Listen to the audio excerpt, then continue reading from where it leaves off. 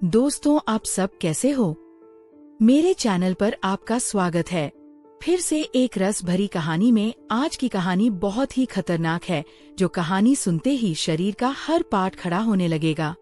इस कहानी में बहुत मजा आने वाला है, अंत तक जरूर सुनिए। मैंने अपनी अलमारी से वह नीली वाली महक की शीशी निकाली जो कभी कभार मेरे पति इस्तेमाल करते थे। मेरे पति का नाम विक्रम था। मेरे पति जब यह महक लगाते थे, रात में मेरी रूह काम जाती थी। उनका स्पर्श इतना कोमल था कि मैं सारी रात उनके सपनों में खो जाती थी। एक दिन क्या हुआ, मैं किचन में चली गई। मैंने इलायची वाला चाय बनाया और उसमें एक खास जड़ी मिला दी ताकि विक्रम को थोड़ी ज्यादा ताकत मिल सके। ऐसा करते करते रात के 11 बजे बज चुके थे। फिर मैंने जल्दी से चाय का कप उठाया और विक्रम के बेडरूम में चली गई। लेकिन विक्रम तो दूसरे शहर में बिजनेस ट्रिप पर थे, तो मैंने सोचा कि अब तो रोहन ही है जो मेरा इंतजार कर रहा होगा। रोहन बड़े बेसब्री से मेरा इंतजार कर रहे थे। जैसे ही मैं अंदर आई, रोहन उठकर खड़े हो गए और मुझे घूरने लगे।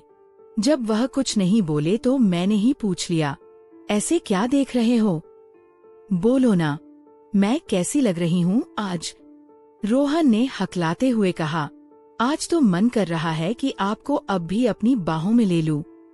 मैंने हंसते हुए उसे चाय का कप थमा दिया और कहा, मुझे बाहों में लेने की जरूरत नहीं है, बस तुम यह पी लो। रोहन ने झट से कप लिया और घूंट घूंट में चाय खत्म कर दिया। चाय पीते ही कुछ ही मिनट बाद उसने मेरी कलाई पकड़ ली और अपनी तरफ धीरे से खींच लिया। उसके बाद अपनी वह नजरें मेरी आंखों पर जमा दी। बाप रे, क्या क्या बताएं दोस्तों। रोहन ने कैसे कैसे मेरी सारी भावनाओं को हिला दिया। अगर आपको भी पूरी डिटेल जाननी है तो पहले कहानी को लाइक करें। प्लीज लाइक कर दो ना, प्लीज सब्सक्राइब भी। तो चलिए आपको जल्दी से शुरू से कहानी सुनाती हूँ। मेरा नाम नेहा है। मेरी उम्र 31 साल है, लेकिन मैं अभी भी बिल्कुल जवान लगती हूँ। किसी भी लड़के को एक नजर में अपनी ओर खींच लूं। दिल तो हमेशा 20 का ही रहता है। जब मैं साड़ी पहनती हूँ तो जैसे सब कुछ आकर्षक लगता है। मेरी चमकती त्वचा पर जब रोशनी पड़ती है तो लगता है मानो मैं कोई परी हूँ। अब बात करते हैं मेरे 25 साल के देवर की, जो अब मेरा हो चुका है। उसकी मासूमियत और जोश ने मेरे अंदर ज्वाला जगा दी है। जब वह मेरी तरफ देखता है तो उसकी आंखों में वह चाहत साफ छलकती है, जैसे वह किसी मीठे सपने को जी रहा हो। कभी वह मुझसे कहता है, भाभी आज आप तो दिल चुराने वाली लग रही हो। इसीलिए मेरे पति कभी कभी काम से जल्दी आकर मुझे चुपके से गले लगा लेते हैं। हम शहर में रहते हैं क्योंकि मेरे पति कंपनी में उच्च पद पर काम करते हैं। मेरी 5 साल की एक बेटी भी है, इसलिए मेरी काया भी अब और आकर्षक हो गई है। पति को अपना कर्तव्य समझकर रोज उनकी देखभाल करती थी। भले ही हमारी शादी को 7 साल हो चुके थे, लेकिन मेरे पति अभी तक मुझे बहुत प्यार से संभालते थे। अच्छा से मेरा मतलब है हर अंग को छू छू कर प्यार करते थे। वैसे आम तौर पर उनका तरीका ही ऐसा था, लेकिन मैं हमेशा साफ सफाई रखती थी और कभी कभार महक भी लगा लिया करती थी। दोस्तों, आपको मेरे से बात करना है तो इस वीडियो को लाइक करो और चैनल को सब्सक्राइब करो। और हाँ दोस्तों, जो सब्सक्राइब करेगा उसे मैं अपना नंबर भेज दूंगा, तो जल्दी से सब्सक्राइब कर लो। पिछले महीने कुछ ऐसा हुआ जिसका हमें कभी अंदाजा भी नहीं था। शाम को मेरे पति विक्रम घर लौट रहे थे। उनके ऑफिस की एक महत्वपूर्ण बैठक थी, इसीलिए सबने उन्हें बहुत व्यस्त रखा था और वह कार से घर आ रहे थे। आते वक्त उनकी कार का ब्रेक फेल हो गया।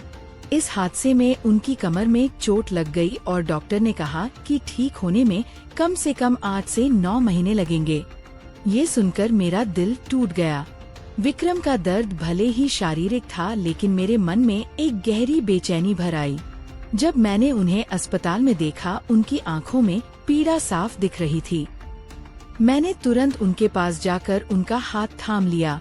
इसी वजह से मेरी ननद और मेरा देवर उन्हें देखभाल के लिए आए थे, तो वापस चले गए। लेकिन विक्रम ने देवर जी को यहाँ रुकने को कहा क्योंकि वह ठीक से चल भी नहीं पा रहे थे। मुझे ही बाजार से सामान लाना और बाहर के काम करने पड़ते थे। मैं मान गई और बहुत खुश हो गई। देवर जी मेरे कद तक ही आते थे। बॉडी भी मजबूत थी और रंग भी साफ था।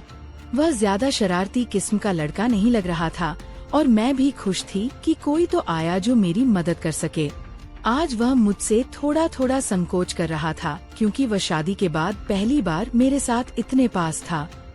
रात को जब मैं विक्रम को दवा दे रही थी तब मेरा देवर भी हमारे पास बैठा था और फिर अपने कमरे में जाकर समय पर सो गया था।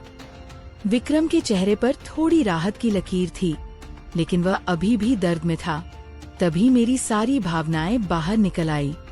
मैंने विक्रम के पास बैठकर कहा, वह भी क्या दिन थे जब आप रोज मुझे छूते और अपनी गर्माहट से भर देते थे। विक्रम ये सुनकर हल्के से हंसने लगे। क्या हो गया मेरी जान? आज तो पूरी रोमांचित लग रही हो। मैंने कहा, नहीं जी, आपको तो मजाक सूझ रहा है और इधर मेरी हालत खराब है। सच बताओ तो इसने मेरा बुरा हाल कर रखा है। मेरे पति बोले, मैं तुम्हारा दर्द समझता हूँ नेहा, मेरा भी बहुत मन करता है, लेकिन क्या करूँ? मैं तो ठीक से हिल भी नहीं सकता। बस थोड़े दिन और सब्र कर लो, फिर देखना मैं इस तुम्हारे खूल का क्या हाल करता हूँ। तभी मैंने कहा, थोड़े दिन नहीं, पूरे 9 महीने बाकी हैं ठीक होने में, और मेरा तो 1 महीने में ही यह हाल हो गया। पता नहीं आगे के दिन कैसे बीतेंगे। मेरे पति मेरी उदासी मिटाने के लिए बोले, चलो और नहीं तो कम से कम चाय ही पिला दो, डॉक्टर ने भी कहा है। तभी मैंने हंसते हुए कहा, आपके नसीब में तो वह भी नहीं है क्योंकि आपकी बिटिया ने पी लिया है। हम दोनों जोर जोर से हंसने लगे। मेरे पति मुझे खुश रखने की पूरी कोशिश करते थे, लेकिन मैं क्या करूं? सब बेकार था। थोड़ी देर बाद विक्रम सो गया क्योंकि उनकी दवाइयों में नींद की गोलियां भी थी, लेकिन मुझे नींद कहाँ आ रही थी। इसीलिए मैं खड़ी होकर देवर जी को देखने चली गई कि वह सोया है या नहीं, लेकिन वह अब पीवी तक जाग रहा था और मोबाइल देख रहा था। मैंने उसके कमरे में जाकर कहा, हुआ रोहन, 12 बजे बज चुके हैं और तुम अभी तक नहीं सोए। लगता है तुम्हारे मन नहीं लग रहा है। वह उठकर बैठ गया और बोला, नहीं भाभी, ऐसी बात नहीं है, बस यूं ही फोन देखते देर हो गई। फिर उसने पूछा, भाभी आप भी तो नहीं सोई?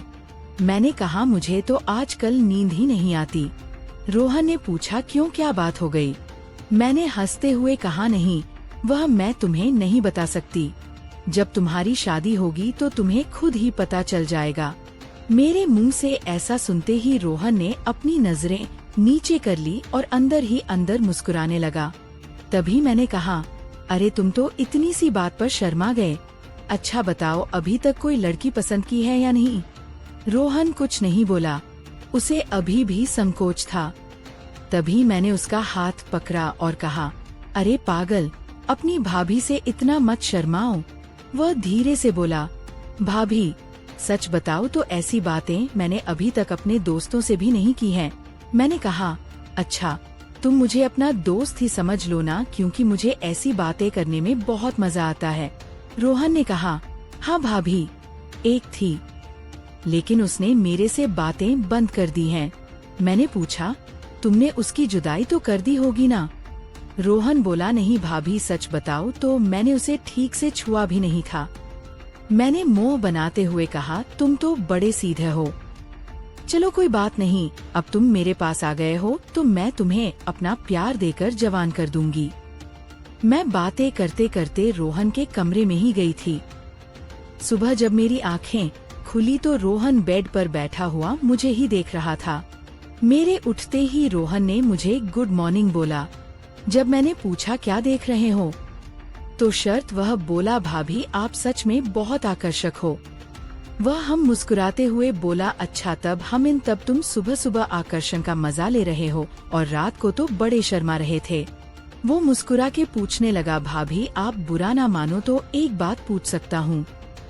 मैंने कहा, अरे पागल, मैं क्यों बुरा मानूंगी, पूछो क्या पूछना है। उसने मुझसे कहने लगा, भाभी सच सच बताना, आप जो 3 किलो की ये थैलियाँ लिए घूमती हो, आपको भारी नहीं लगता क्या? उसकी अब बात सुनकर मेरी हंसी छूट गई। इसके बाद रोहन मुझसे काफी खुल गया था और अब वह मुझसे ज्यादा शर्म नहीं करता था। इससे मैं भी बहुत खुश थी क्योंकि अब मेरा भी समय अच्छे से बीतने लगा था। रोहन को आए हुए 20 दिन बीत चुके थे और वह मुझसे काफी खुल मिला गया था। वह बाहर के सारे काम कर देता, बाजार से सामान ले आता और अपने अपने भैया को भी सहारा देता। मेरी तो बहुत सेवा करने लगा था। शाम को मेरा सिर भी दबा देता और कभी कभी मेरे शरीर को भी आराम देता। लेकिन मेरी चाहत दिनों दिन बढ़ रही थी और मैं मेरे पति की हालत अब भी वैसी ही थी। अब सब कुछ मेरी बर्दाश्त के बाहर हो चुका था। मैंने सोचा कि अब तो रोहन ही है जो मेरी मदद कर सकता है। वैसे मेरे मोहल्ले में भी 3 लड़के रहते थे जो कॉलेज जाते थे। वे भी मुझे देखते थे। जब भी मैं छत पर कपड़े सुखाने जाती तो वे मुझे ही देखते और पहले तो मैंने सोचा कि उनमें से एक को सहारा ले लूं ताकि कुछ दिन काम चल जाए। लेकिन फिर मैंने सोचा कि मैं इस घर की इज्जत हूँ और कल को पता नहीं ये मुझे या मेरे पति को बदनाम कर दें। इसीलिए मैंने उन्हें अनदेखा किया। लेकिन रोहन तो घर का ही है, इसीलिए मैंने तय कर लिया कि वही मेरी मदद करेगा। आज मैंने पक्का फैसला कर लिया कि आज रोहन से काम ले ही लूंगी और अपने सूखे दिल को रोहन से ही भरवा लूंगी। उसके बाद मैं किचन में खाना बनाने चली गई। जैसे ही रोहन नहाकर ताज़ा होकर किचन में आया, मैंने सब्जी काटने का बहाना बना दिया। मैं किचन में ही साड़ी का पल्लू नीचे करके काम कर रही थी। मेरी बेटी अभी दादी के घर गई हुई थी क्योंकि घर में उसे देखने वाला कोई नहीं था। इसलिए अब बाकी का काम खुद करना पड़ता था और घर में मेरे पति और रोहन के अलावा कोई नहीं था, तो मुझे डर भी नहीं था। जैसे ही रोहन अंदर आया, वह मुझे देखकर एकदम हैरान हो गया और कहने लगा, सॉरी भाभी, मुझे माफ कर दो, मैंने देखा नहीं, और बाहर जाने लगा। तभी मैंने उसे रोक लिया। अरे रोहन, क्या हुआ? कोई बात नहीं, अंदर आ जाओ। रोहन बोला, भाभी ऐसे मैं अंदर कैसे आऊं? मैं कहा, ऐसे वैसे मत करो और जल्दी से आकर मेरी मदद करो। रोहन का मन भी कर रहा था, लेकिन मैं उसकी भाभी थी, इसीलिए वह थोड़ा हिचक रहा था। फिर अब मैंने उसे कहा। धीरे धीरे रोहन किचन में आ गया और पास आकर खड़ा हो गया। वह मुझे देखता ही रह गया। तभी मैंने कहा, ऐसे क्या घूर रहे हो? क्या तुमने आज तक नहीं देखा?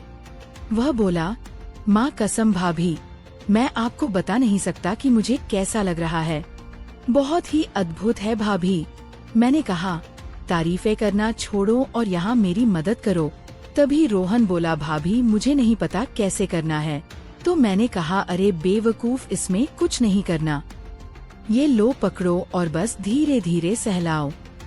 थोड़ी देर बाद जब रोहन के हाथ नरम होने लगे तो मैंने सोचा कि अब मेरा आगे झुककर सही से काम करने का समय है। मैं आगे झुकी और रोहन ने पीछे से मेरी मदद करने लगा। लेकिन कुछ देर में ही रोहन का मन शांत हो गया। तो देखा कि अलीसा रोहन का काम तो पहले ही पूरा है। उसे देखकर अब मेरा मन बहुत उदास हुआ, लेकिन फिर भी मेरी हंसी निकल ही पड़ी। मैंने नाराजगी से रोहन को हल्का धक्का मारते हुए कहा, ये क्या किया बेवकूफ, तुमने तो शुरू होने से पहले ही पूरा कर दिया। इसके बाद जैसे ही रोहन का उत्साह ठंडा हुआ, उसने हड़बड़ाते हुए कहा, सॉरी भाभी, सॉरी, वह मैंने ऐसा कभी नहीं किया, इसलिए मुझसे ऐसा हो गया। मैं अभी जाकर साफ करके आता हूँ। उसे चला गया। मैंने भी उसे ज्यादा नहीं रोका क्योंकि मैं समझ चुकी थी कि यह उसके लिए इतना आसान नहीं होगा। इस चक्कर में आज खाना भी लेट हो गया था, इसीलिए मैंने जल्दी से खाना तैयार किया और विक्रम को कमरे में देने के लिए चली गई। वह अब भी बैठे बैठे खाने का इंतजार कर रहे थे। विक्रम बिल्कुल सीधे साधे और नरम दिल वाले आदमी हैं। वह मेरी बहुत चिंता करते हैं। जब मैं उनके लिए खाना लेकर गई तो पूरा पसीने से तर हुई थी। मुझे देखकर वह बोले, इतनी जल्दबाजी क्यों करती हो? नेहा, धीरे धीरे काम कर लिया करो ना, देखो तुमने अपना क्या हाल बना लिया है। तब मैंने उन्हें छेड़ते हुए कहा, ये तो कुछ भी नहीं है, जब तुम काम करते हो तो मेरा इससे भी ज्यादा बुरा हाल हो जाता है, और तब तो मैं तुम्हें रुकने के लिए भी कहती हूँ, लेकिन तुम तो हाँ कहकर तेजी बढ़ा देते हो। मेरे मुंह से ऐसा सुनकर मेरे पति मुस्कुराने लगे। तुम भी ना नेहा कहाँ की बात कहाँ ले जाती हो। इसके बाद विक्रम ने खाना खा लिया और मैंने उन्हें दवाई भी दे दी।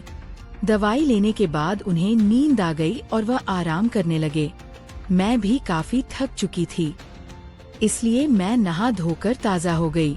इसके बाद मैं रोहन के कमरे में उसे देखने के लिए गई तो वह भी सो चुका था। फिर मैं भी आकर आराम करने लगी।